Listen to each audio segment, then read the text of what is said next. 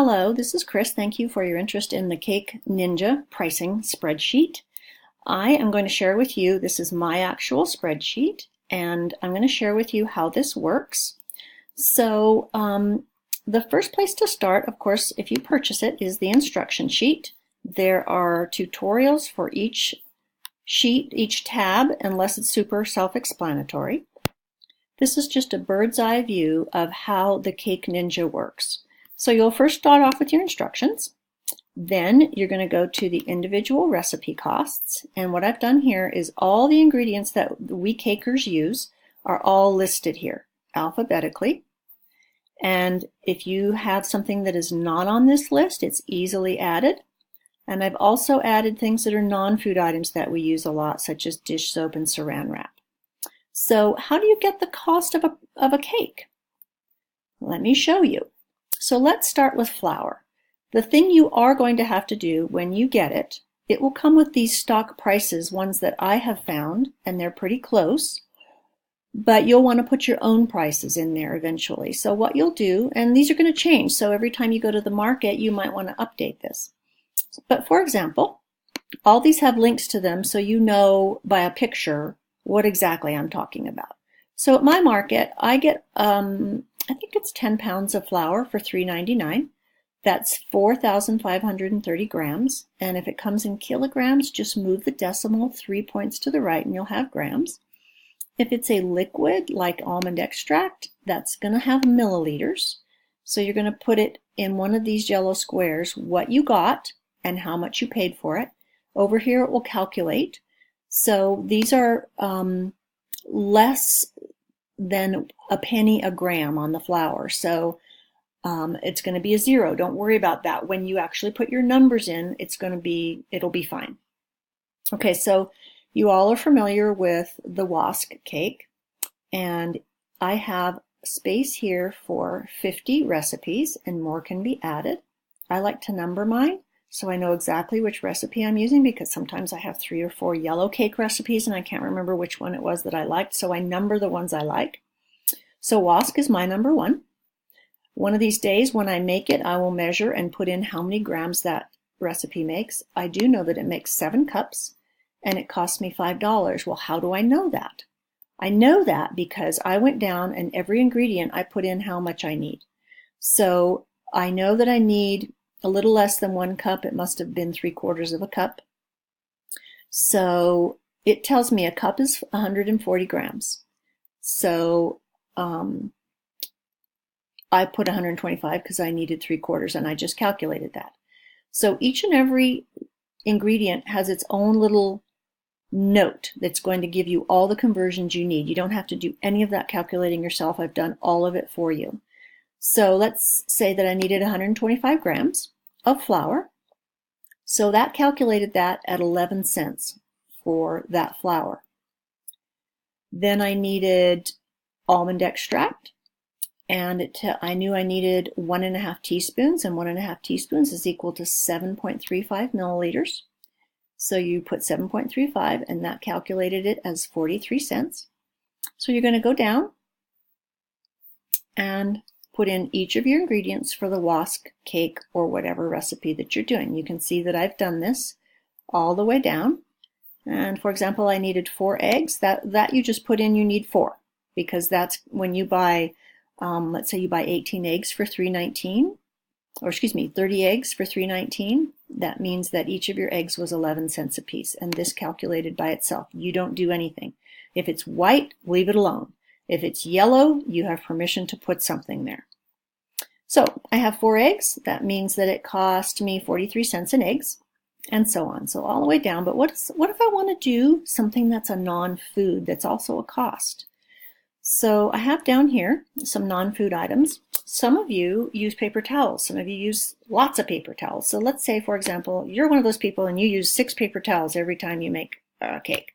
So let's put 6 in there, because I've already put in here, when I bought paper towels at $2.08, there were 138 in that roll, and that meant that those paper towels each were 2 cents. This is rounded up a little bit. So when I put 6 in, it says that that's going to cost me 9 cents instead of 12. It's because this rounded up, but it's very accurate. So you know that 6 paper towels cost you 9 cents. I use saran wrap. I don't use a lot of paper towels, so I'm going to take that 6 off of there, but I do use saran wrap. This is by the foot. I'm thinking, yeah, I'm probably going to use about 6 feet of saran wrap, so I'm going to put a 6 in there, and that calculates at 10 cents in saran wrap. So all of these things that are in the WASC recipe add up to 501. This automatically calculates, and you know that there were 12 ingredients, including that saran wrap, in that recipe. All right, so I want you to notice this 501 and this WASC and number 1, because when you go to your costing master, you have an area here where it's going to automatically put that. So your WASC, I didn't put that in, it automatically populated from the other sheet. It was 501, same thing, it automatically populated. So as you add things, this is going to get longer and longer, and all of your recipes will be here. I went ahead and started my cakes from 1 to 25, and my frostings are going to be 26 to maybe something like 40, and then I'm going to have fillings and miscellaneous at the end. So, okay, I'm going to make a WASC cake. I'm going to make it for 25 servings. I would put the customer and the name of the cake. I've already put in that my labor rate is 20 an hour. My delivery rate is 55 cents a mile. And so let's calculate this cake. I put WASC here so I know what I'm doing. I have 501 because I looked for it down here, if you recall. And I need 2 recipes. Well, how do I know I need 2 recipes? Sometimes we just kind of know. But if you're not sure, you can go right down here to this other tab called Chart, and it'll tell you how many cups and how many grams of batter you need for different layers of cakes, different sizes, different shapes, and different heights. Super, super helpful. So the costing master is going to tell me, okay, I need 2 recipes of the WASC. I'm going to do SMBC. I also got that from down here. And I need 2 recipes of that, and I'm going to fill it with some raspberry. I know that that's $4 because of my costing, and I only need 1. Okay? So all of that is automatically going to fill in here. So here are your prices. I added a topper for $5 that you have to put in. That's because, and that's why it's yellow, because toppers can cost all different prices. So I put in $5 for my topper. And I did have some supports, and where that came from was down here. I needed 1 cake board, 10-inch, 1 cake board, 8-inch, and I needed a 14-inch round cake drum. And those all calculated automatically because just like the ingredients, I've put in my price and how many I got, and it tells us how much it is per item. So once you get all that done, this all automatically pops up. So the Cake Ninja, in its wisdom, tells me this cake is going to cost me, has cost me $106 to make. That's my ingredients, my overhead, and my labor cost. The overhead is automatically calculated down here at 5% of your ingredients and labor. That's for things like the energy that you use to run your oven and your mixer and your lights and heat your kitchen when it's winter, the wear and tear on your equipment, things that are a little bit harder to quantify. If you just take 5% off the top, then you're going to cover that. So we know this cake has cost us $106. And so if I want to make a 30% profit on that cake, I have to quote them $152, and that'll give me a $45 profit, and it comes out to about $6.06 a serving. If I want to make 40, I'd have to charge them $177, and then that tells me I'll make $71 in profit. And I'll also make what I paid myself in the hourly rate, but that's just breaking even. You want to make a profit so that your business can expand and continue and be sustainable. But let's fool around with some numbers here. Let's say I'm not sure that 152 will go in my area like it's the Ninja's telling me. So let's say I want to do 145. All right, so let's put 145 here. I'm thinking of quoting 145. If I do that, that's $5.80 a slice. Here's the cost, $145, or the price. I'll make $39, and it's a 26.9% profit margin. You're not too far from making 30, and in my opinion, 30 is the minimum. So you can fool around with this number all you want. What if you say 200? You get $8 a slice. It's a 47% profit margin, and you would make $94. So let me show you some of the other sheets that are in this program as supports. The Costing Master and the individual recipes are the two workhorses of this spreadsheet, but you also have a price list so that things that you make excuse me, often, just put them here so that you don't have to keep repricing them. Just put the price here, and you know what your cost is, and you know what your retail price is, so when someone wants that cake or that cookie or whatever, you know what it is. You don't have to keep recosting it. That's kind of handy. The other thing you will get is a job tracker.